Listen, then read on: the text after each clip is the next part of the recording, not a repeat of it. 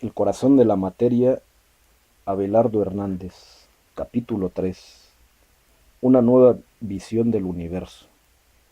En el séptimo libro de la República, Platón describe a unos prisioneros que estaban encadenados en el interior de una caverna y que sólo pueden ver las sombras que proyectan las cosas exteriores sobre la pared de una caverna. Nosotros nos encontramos en una caverna parecida, pero si miramos con mucha atención y durante largo tiempo, las sombras proyectadas sobre la pared de la caverna, al menos podemos distinguir las formas de las simetrías que gobiernan todos los fenómenos. Así se expresaba el físico Steven Weinberg en su discurso de aceptación del Premio Nobel de Física 1979, compartido con Sheldon Glasgow y con Abdus Salam por su descubrimiento de la teoría electrodébil, la cual demuestra que el electromagnetismo y la fuerza nuclear débil son únicamente dos aspectos de una única fuerza electrodébil. De este modo prácticamente se iniciaba la década de los ochentas, habiendo conseguido unificar al menos dos de las cuatro fuerzas atómicas fundamentales: electromagnetismo, gravedad y las dos fuerzas nucleares, la débil y la fuerte, y eso descartando la existencia de esa fantasmal quinta fuerza, nunca hallada hasta el momento. Pero como el trabajo no estaba terminado, los físicos continuaron rastreando nuevas sombras en la caverna. Acelerando. Esas cavernas son aceleradores de partículas. En ellos, mediante el concurso de energías cada vez más altas, los científicos se van aproximando a las condiciones que tuvo el universo en sus primeros instantes de existencia, un hirviente conglomerado de materia y energía increíblemente pequeño, denso y caliente, en el cual probablemente esas cuatro fuerzas fundamentales eran aspectos de una única realidad. En 1983, Carlos Rubbia, hoy director del CERN o Consejo Europeo de Investigación Nuclear, retomó las viejas y casi olvidadas ideas de Richard Feynman sobre la existencia de antipartículas y pensó en hacer colisionar protones y antiprotones en sentidos opuestos, utilizando el superciclotrón con protones SPS, un anillo de 7 kilómetros capaz de acelerar protones de 400 gigaelectronvoltios. Rubia y Simon van der Meer obtuvieron las partículas W y Z, los mensajeros de la fuerza nuclear débil, y con ello el Premio Nobel 1984. Pero las ambiciones europeas van más allá. Precisamente en 1983 comienza a construirse el LEP, colisionador de electrones-positrones, en forma de un gigantesco anillo subterráneo de 27 kilómetros de longitud y casi 4 metros de sección, enterrado a una profundidad de 50 a 150 metros entre las fronteras de Francia y Suiza. En 1989 el LEP es inaugurado oficialmente y solo un mes más tarde se obtiene la primera partícula Z0. Con orgullo por parte de española, pues el experimento participaban científicos de la Universidad de Valencia. Poco tiempo después se detectan miles de esas partículas cada día. El New York Times publicó un editorial en el que puede leerse: Europa 3, Estados Unidos 0. El éxito del LEP marca la supremacía europea, hasta tal punto que la construcción del colisionador Isabel, diseñado por los ingenieros del Brookhaven, es abandonada después de haber invertido en ella varios millones de dólares. Y es que los aceleradores son juguetes caros. A finales de la década, por ejemplo, el presupuesto de investigación del CERN se eleva a más de 800 millones de francos suizos, y en sus programas participan 216 universidades y más de 3.000 físicos, entre ellos un buen número de españoles pertenecientes a varios centros universitarios y de Investigación de Santander, Valencia, Barcelona y Madrid, y aún hay partículas que, como ese esquivo bosón de Higgs, se resisten a aparecer. Y si fuera esta partícula la responsable de toda la masa del universo, pero tampoco quieren salir a la luz los monopolos magnéticos ni los gravitones que explicarían la atracción gravitatoria. Por fortuna, en 1994, al fin apareció el quark llamado Top, o verdad, última y esperada pieza de ese lírico puzzle, formado por los ya conocidos quarks arriba, abajo, extraño, encanto y belleza. Ni qué decir tienen que los científicos están como chicos con zapatos nuevos, porque ahora dicen, la estructura última de la materia ya está completada y aseguran que ya no caben esperar sorpresas. No veremos. Pero la batalla de esos aceleradores prosigue. En los años 80 solo hay 6 contendientes de peso, los norteamericanos Stanford, Cornell y Fermilab, CERN y Hamburgo en Europa y Tsukuba en Japón. El comienzo de los 90 sorprende a los Estados Unidos, discutiendo sobre la conveniencia de poner en marcha el SSC, un verdadero gigantesco cuyo anillo mediría 87 kilómetros de longitud, en el cual se podrían obtener energías 20 veces superiores a todo lo conocido hasta el momento. Pero la maltrecha economía estadounidense teme acometer un proyecto que sobrepasaría los 800 mil millones de dólares. Hay otras prioridades, y en plena era Clinton finalmente el proyecto es definitivamente cancelado. Claro que los descubrimientos no solo se producen en los laboratorios, también en la naturaleza. Por ejemplo, a los científicos les interesa saber si será cierto que de cada 10.000 billones de protones hay uno que se desintegra espontáneamente.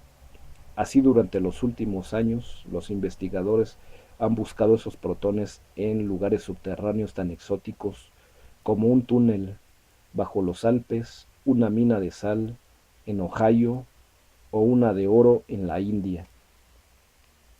Y parece banal, pero averiguarlo significará quizá conocer el último acto en la existencia del universo. Las teorías del universo. Y mirar a las estrellas donde operan energías inalcanzables para cualquier acelerador.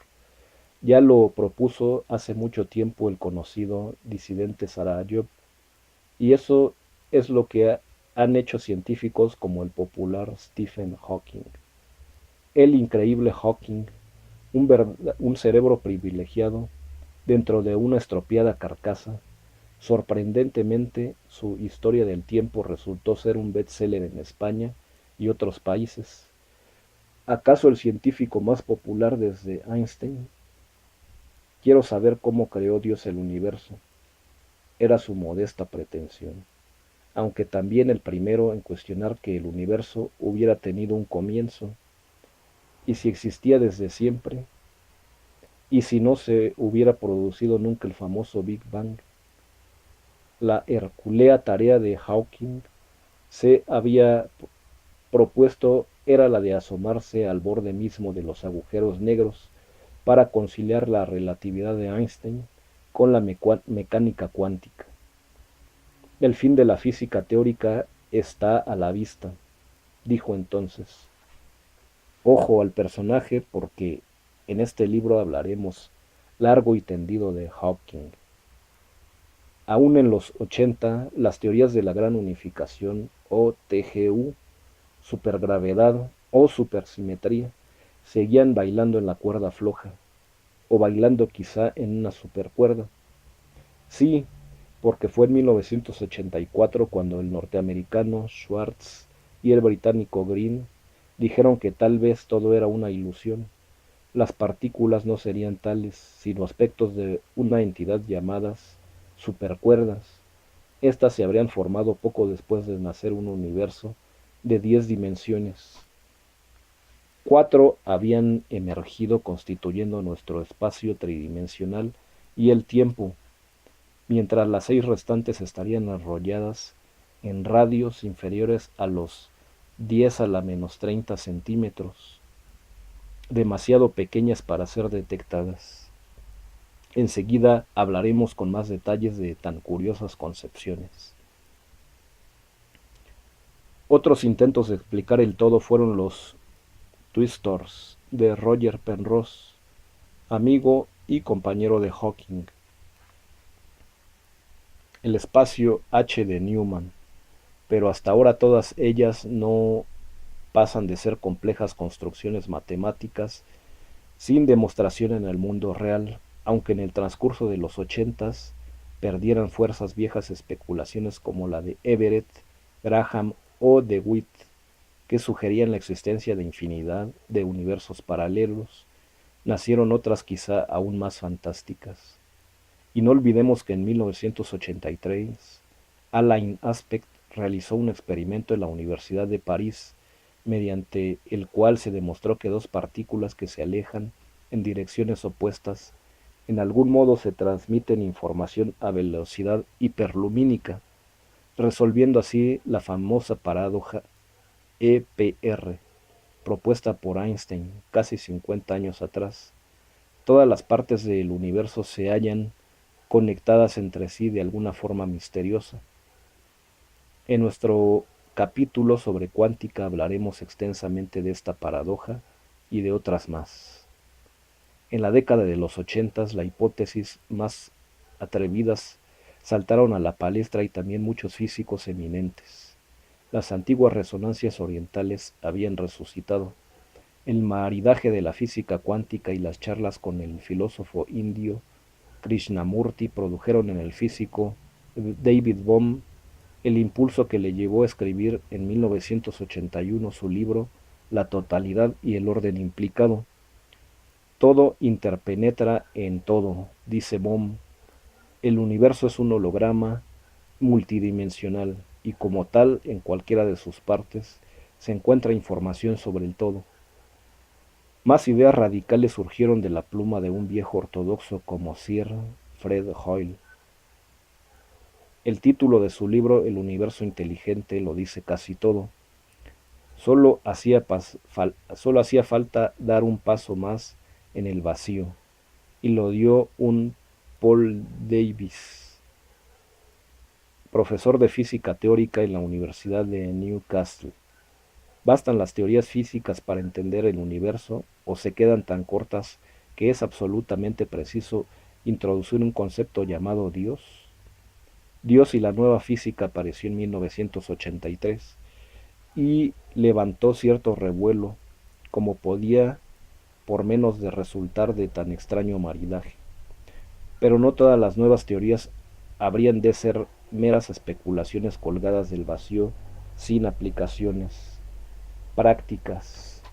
En 1980, un matemático de IBM llamado Benoit Mandelbrot, leyendo una biografía del viejo Henry Poincaré, alumbró uno de los conceptos más fecundos de nuestro tiempo: la geometría fractal, una incursión en los innumerables senderos abiertos por la llamada física del caos, que intenta encontrar el orden implicado en las estructuras aparentemente caóticas, porque gracias al descubrimiento de Mandelbrot sabemos que las montañas, los litorales costeros, los árboles, la evolución de la situación meteorológica, las oscilaciones de la bolsa, la construcción de los polímeros, el cerebro, el sistema circulatorio, el árbol bronquial del sistema respiratorio y probablemente miles de fenómenos más son de naturaleza fractal.